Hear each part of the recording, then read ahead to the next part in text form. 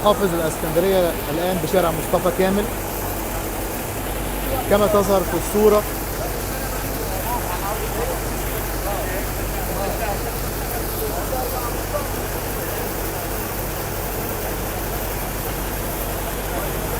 محافظ الاسكندريه بشارع مصطفى كامل من نطاق حي المنتزه اول.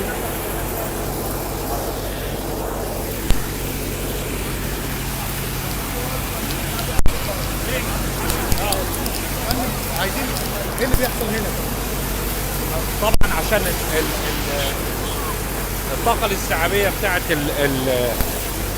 الشنيشه والمطبخ، فالعمليه طبعا ايه خلاص اتملت، فاحنا بناخد بالبدلات الميه نرميها في قطعه ارض فضاء عشان نسيل حركه المرور، نعمل سهوله في حركه المرور. طبعا عشان كميات الامطار كبيره جدا، فهي زي ما انت شايف الميه بتطلع من المطبخ لان خلاص المطبخ اتملى. ما ينفعش الا احنا ناخد منه بالبداله ونرمي في الشوارع الجانبيه اللي هي في المنطقه الفاضيه اللي ورانا. هل ده موجود في كل؟ لا، احنا عندنا دلوقتي 4 مناطق او 5 مناطق اللي فيهم تجمعات ميه، منهم شارع 45 مع شارع مصطفى كامل اللي احنا موجودين فيه دلوقتي، وفي ميدان قدس العم منويل، وفي شوارع ثانيه، لكن باقي الشوارع كلها حركه المرور كلها فيها سيوله الحمد لله. احنا هنشتغل دلوقتي على الشوارع الجانبيه اللي تجمعت فيها الميه. هنتوجه عزبة الشام دلوقتي؟ اكيد طبعا، احنا عزبة الشام نزلناها المره اللي فاتت وهننزلها دلوقتي اطمن على الناس اللي موجودين فيها دلوقتي.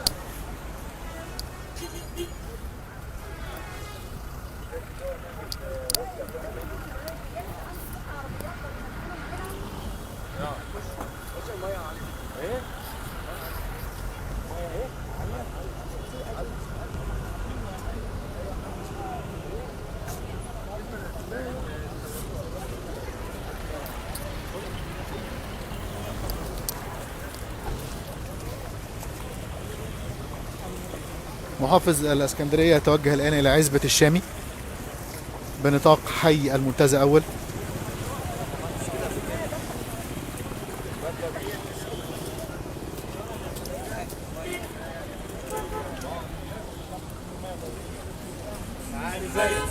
يعني انت اللي موجود معانا في عزبة الشام على طول يعني. والله مع حضرتك مش هسيب حضرتك لحد ما تحلها لي ان شاء الله. هنحلها طبعا وعشاننا بالله وفيك كبيره بسياده المحافظ والله. انا بفكر في حاجه يعني، لا هل لو احنا عملنا سمل مؤقتا لغايه ما نشوف المخطط كله، يعني بدل الرمل ده اضطريت اجيب ثواني يا محمود، اضطريت اجيب الرمله دي سعاده المحافظ لان لقيت الناس بتغرق، الناس من امبارح مش عارفين يخرجوا من البيوت. تعبنا والناس والله ما نزلوا يجيبوا اكلهم لحد دلوقتي. يعني انت دلوقتي انا مالي، انا بس بسالك، بس احنا ممكن نعمل سمل مؤقت. احنا شايفين احنا السمل مؤقت بس وعد بيتاكل عملنا خرسانه جاهزه بتاكل. بعدين الله يكرمك خليها من الخطاب وطوران اللواء سيادتك يا احنا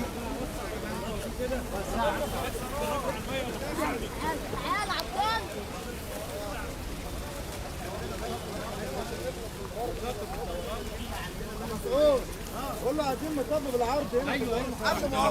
واحده واحده عشان اسمعكم. احنا عارفين سيادتك. لا اللي بص، انا مؤقتا بس كده انا عاوز اعمل قدام الشوارع بتاعتهم دي سملات تمنع دخول الميه بارتفاع 30 سم 40 سم. ده رقم واحد. رقم اثنين عاوزين اللي هم بيقولوا على مطب هنا الدوران ده احنا هننسق فيه مع المرور. تمام. يجي يشوف وضعه المروري ايه. ما ينفعش انا اقول اعمل لك مطب هنا وبعد كده يعمل لي مشكله. مطب حضرتك بارتفاع الرصيف، ارتفاع الرصيف دوران كده يعني مستريح. انا عاوز مؤقتا هنا حضرتك دوران ده هيبقى بسوى الرصيف، مش هيدخل الميه علينا. ده عشان هيبقى الفتحة بسوى دي الرصيف كلها. في الفتحات، الميه في الفتحه دي حاجز والفتحه الميه يا طيب. سياده المحافظ. حاجز الميه. والعربيات تمشي برضه سيادتك. مين معانا من الحي؟ الحي.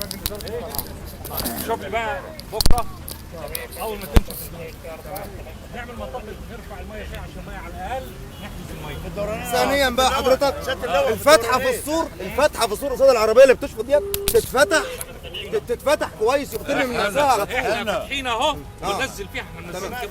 عاوز عشان تشوف الفتحه اللي ورا هناك. انا من فجر حضرتك من فجر واقف بس تبقى مفتوحه دغري. سياده اللواء في الدورانين في الدورانين ده والتاني ارتفاع الرصيف. سعادتك البيت بتاعي هيقع، الميه سيول. سعادتك البيت هيقع. حاجه عبد السلام ده اللي عنده الميه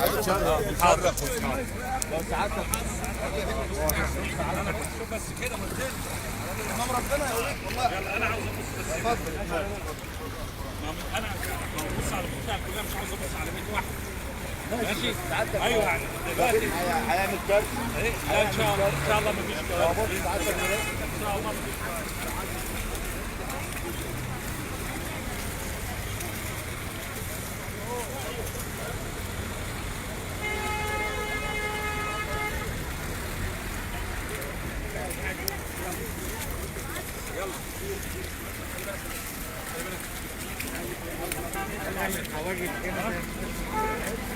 زي ما نطب كده وحاجز هيحجز لك الميه بارتفاع مثلا 20 سم. تمام. ماشي.